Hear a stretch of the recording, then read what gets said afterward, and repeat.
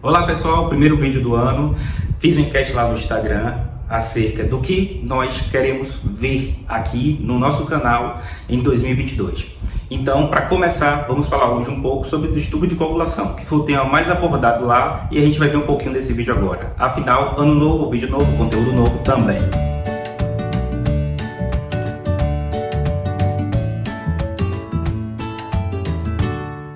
Olá pessoal, meu nome é Jeidson Cruz, sou hematologista do canal Hemato na Web. Vamos ficar aqui cerca de 10, 15 minutos abordando um tema importante e relevante acerca do mundo da hematologia ou da medicina em geral. E desde já conto com o seu like, com a sua colaboração, inclusive compartilhando esse vídeo, pois se ele é interessante para você, ele pode ser interessante para outras pessoas também. Se você acompanha-me também lá no Instagram, deve ter notado que eu fiz uma enquete lá e perguntei quais eram os temas que vocês, seguidores, gostariam de ver nesse ano de 2022. O tema mais votado por enquanto lá foi o distúrbio de coagulação. A gente tem até uns vídeos sobre distúrbio de coagulação e vamos falar um pouquinho mais sobre alguns outros que a gente não falou tanto. Eu vou deixar nos cards vídeos sobre transtornos hemorrágicos ou outros transtornos de coagulação e você pode conferir lá também. Nesse mês, no dia 3 de janeiro, para ser mais exato, nós comemoramos o Dia do Hemofílico.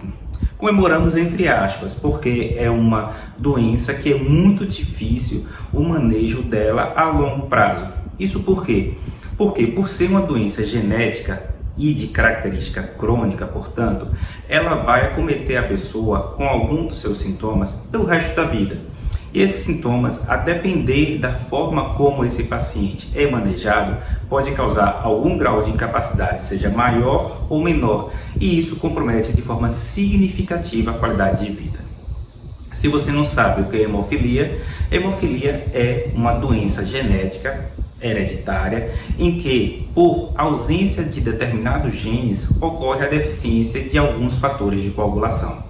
Existem dois tipos de hemofilias clássicas. Uma é a hemofilia A, que é a deficiência do fator 8, e a hemofilia B, que é a deficiência do fator 9.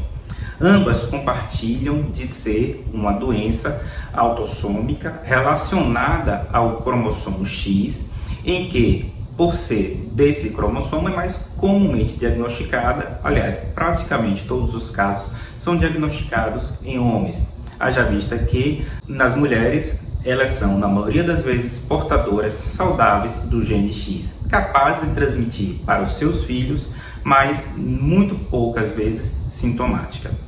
Existe também um outro conceito, e eu deixei isso bem claro no vídeo em que eu abordei sobre doença de Vaux-Lebrun, que é também uma outra doença genética de característica hereditária, que é por deficiência ou alteração qualitativa do fator de Vaux-Lebrun. Se quiser conferir no vídeo que eu falei sobre doença de Vaux-Lebrun, passa lá no card e você verá o vídeo sobre essa doença também. Mas, da mesma forma com a doença de Vaux-Lebrun, a doença, no caso por deficiência dos fatores 8 e 9, chamada hemofilia, tanto A como a B, possui também a possibilidade de ser adquirida. Isso por quê? Porque ocorrem determinados distúrbios na pessoa, inclusive distúrbios neoplásicos, que podem levar a uma diminuição substancial do fator 8. A principal causa são relacionadas a patologias autoimunes, ou seja, doenças autoimunes em que a presença de autoanticorpos e esses autoanticorpos são dirigidos ao fator 8, faz com que ocorra uma redução da funcionalidade desse fator 8, levando a pessoa a ter distúrbios hemorrágicos.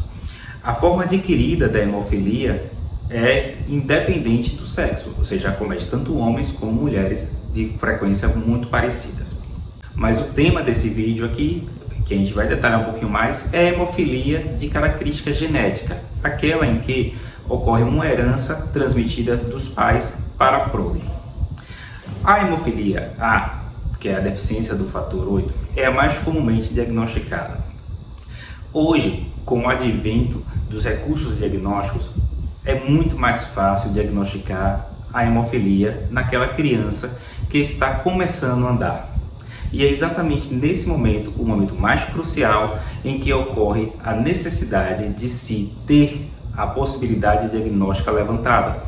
pois é nesse momento que começam a ocorrer pequenos traumas, levando a sangramentos importantes que pode comprometer inclusive as articulações, fazendo com que o crescimento dessa criança seja comprometido, levando inclusive a sequelas tardias bastante desagradáveis.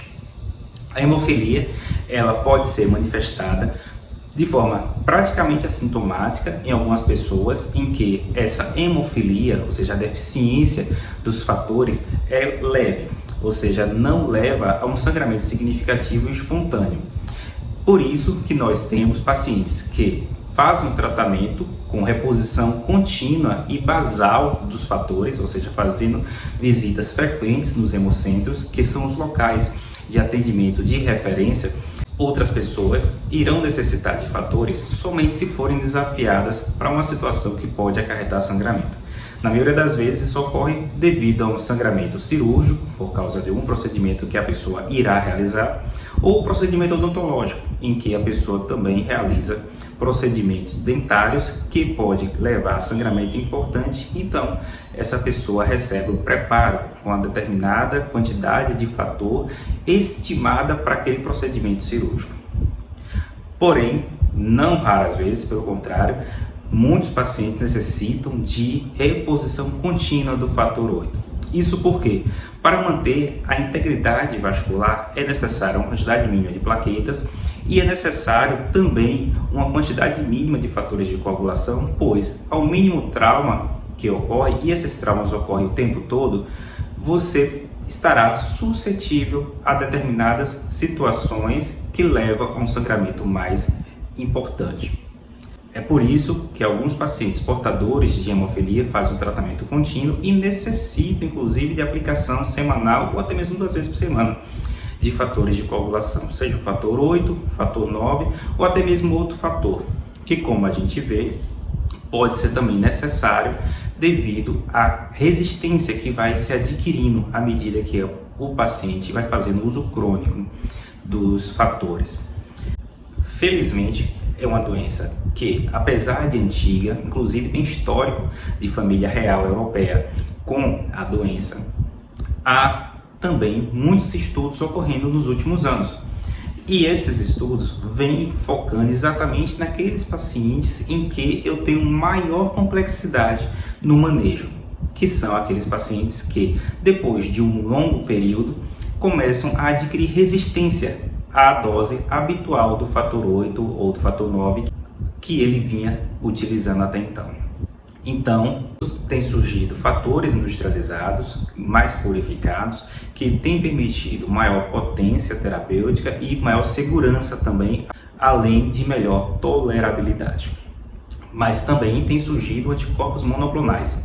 Lembra que eu falei da questão autoimune? Pois é um grande desafio para os pacientes portadores de hemofilia o surgimento de anticorpos exatamente contra aquele fator que ele não possui. Não é incomum o surgimento de anticorpos antifator 8, também chamado de anticorpos inibidores. Exatamente por quê? Porque ele inibe a função habitual do fator 8, fazendo com que ele não funcione de forma correta. Então tem surgido medicações fruto de várias pesquisas, principalmente pesquisas no nível molecular, fazendo com que não somente anticorpos monoclonais, como também novas moléculas tenham surgido para facilitar o dia a dia desses pacientes que não raramente é bastante sofrido. E como é que eu faço o diagnóstico? Como eu falei no início do vídeo, o diagnóstico não costuma ser difícil. Isso por quê? Porque a maioria dos pacientes possui um histórico familiar de hemofilia. Então, o acompanhamento médico regular daquele integrante da família geralmente faz com que levante a suspeita clínica que aquela criança pode ser portadora também de hemofilia, e o acompanhamento é feito a partir desde o início da infância. Porém, é importante reforçar que há casos chamados esporádicos, em que não há nenhum histórico familiar e aquela pessoa é a primeira mutação em que ocorre na família. Nesses casos, é sempre importante lembrar que o sangramento, quando a criança está andando, não é normal. Então, pequenos traumas podem ocorrer, pequenas hematomas, equimoses, mas uma criança que vive com muitos hematomas, claro, você deve pensar na possibilidade, além de agressão à criança, também tem que pensar na possibilidade de a mesma estar tendo algum transtorno hemorrágico, e aí entra a questão da hemofilia também. A partir do diagnóstico realizado, o paciente é acompanhado de forma regular pelo hematologista, e esse acompanhamento não deve ser abandonado sob hipótese nenhuma. Inclusive naqueles pacientes que necessitam viajar, que necessitam até mesmo de mudar de domicílio, é necessário um encaminhamento do médico que o acompanha para o outro centro de referência, exatamente para evitar gaps, para evitar lacunas nesse acompanhamento que é tão importante. Outra coisa que é importantíssimo também para o paciente portador de hemofilia é o aconselhamento genético. Como eu mesmo falei, muitos casos na família já é suspeitado a partir de um histórico familiar prévio. Então, o aconselhamento genético é sempre importante ser recomendado para essas pessoas, para dar melhor orientação, inclusive acerca dos riscos de uma possível gestação em que a criança possa ter também o mesmo gene e, em consequência disso, ter a doença também. E aí, você conhece alguém com hemofilia? Já viveu uma situação em que um paciente chega no pronto-socorro e tem a carteirinha de acompanhamento, por isso a importância do acompanhamento regular, dizendo que é hemofílico, e você sabia o que fazer ou não sabia o que fazer? E você é hemofílico, você anda com a sua carteirinha dizendo que é hemofílico, que possui deficiência de fator 9, fator 8, e as doses que você costuma usar? É importantíssimo, pois a gente sabe que, infelizmente, pode ocorrer qualquer coisa conosco, e se você tiver esse documento em mãos, vai facilitar e muito o seu manejo na unidade de urgência, se for necessário. Tomara que não precise, mas a precaução é sempre bom. E esse é o objetivo do Hemato-Web, mostrar temas interessantes e relevantes para você, inclusive poder compartilhar com outras pessoas acerca de um conteúdo que você tinha curiosidade e que pode ser curiosidade de outra pessoa também. Eu conto com o seu apoio no compartilhamento desse vídeo e, claro, se você gostou, não deixe de dar o like, porque assim a gente ganha relevância também no YouTube, e o YouTube vai passar a sugerir temas como esse para você e para outras pessoas também. Fiquem todos bem e um feliz 2022!